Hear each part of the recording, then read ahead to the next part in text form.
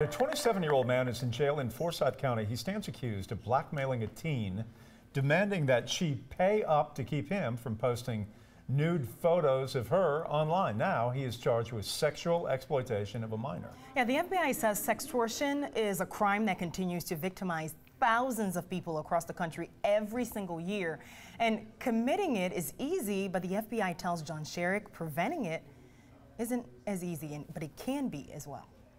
This is a man who investigators say was in his mid-20s when he began an online relationship with a Forsyth County girl who was 15. Eric Anthony Saldana is accused of turning against the teen, texting her this past December, by then she was 17, and demanding money from her, or he would post nude photos of her online. Her family called police, and Forsyth County Sheriff's investigators say they traced the electronic fingerprints directly to Saldana and arrested him in Tennessee on Tuesday. One new case among thousands of new sextortion complaints in all its many forms pouring into the FBI every month. First it was embarrassment and awkward and crying, and I was afraid because I didn't want to go to jail for sexting. Ashley Reynolds found the courage to come forward 3 years ago when Lucas Michael Chancellor tried to victimize her online. And because she came forward, the FBI was able to arrest and convict Chancellor, who had targeted hundreds of teen girls and had tens of thousands of their compromising images. Chancellor sentenced to 105 years in federal prison. Atlanta FBI Special Agent Keith Cabral. It all came about